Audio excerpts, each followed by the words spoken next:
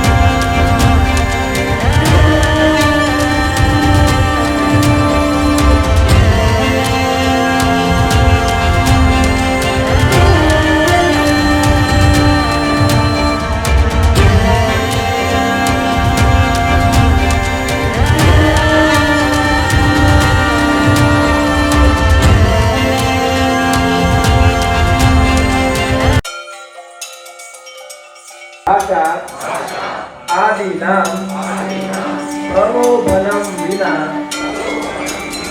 संपूर्ण परिवारेण सह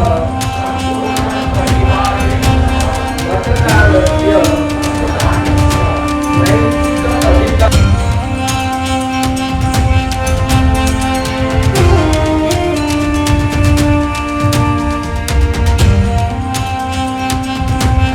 प्रयोगं करिष्यामः तथा च अन्यान् मतदानार्थं प्रेरयिष्यामः।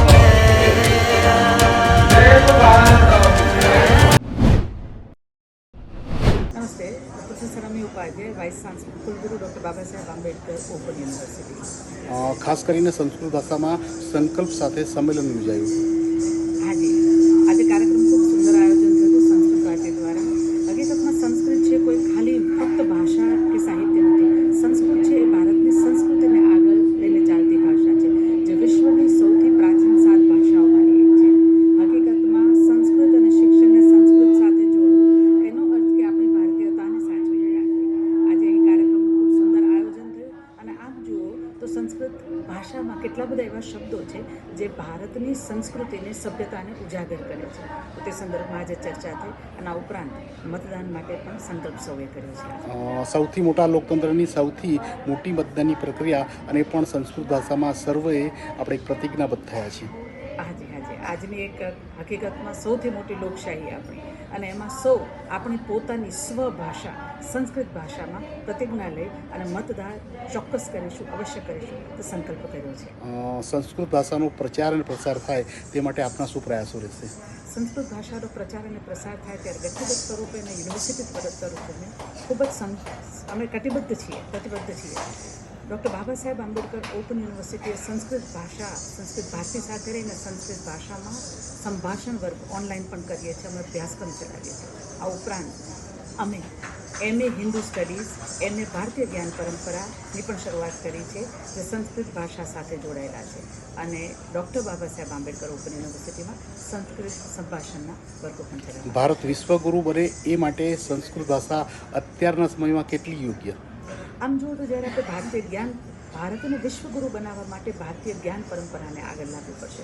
અને ભારતીય જ્ઞાન પરંપરા, આજે મેં મારી વાતમાં પણ કીધું કે એ મેથેમેટિક્સ હોય, સાયન્સ હોય, સોશિયલ સાયન્સ હોય, ઇતિહાસ છે, ભૂગોળ છે, એ દરેક જ્ઞાન જે છે તે સંસ્કૃત ભાષામાં ઉપલબ્ધ છે.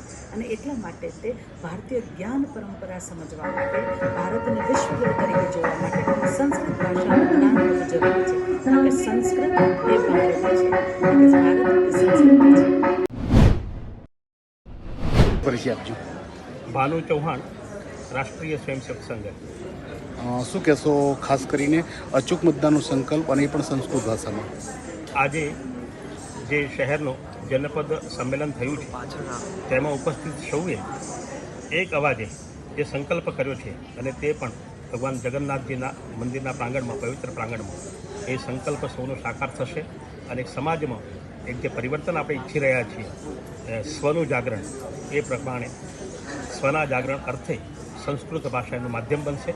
અને આજનો આ જે કાર્યક્રમ છે એ પ્રયત્નોથી કરવામાં આવ્યો છે, એ પ્રયત્નો પણ સરાહનીય છે, આનંદિત કરવાવાળા છે અને અનુકરણીય પણ છે. ખાસ કરીને અચૂક મતદાનનો સંકલ્પ પણ સંસ્કૃત ભાષામાં લેવાયો. મતદાનનો સંકલ્પ પણ એ કરવામાં આવ્યો. હા,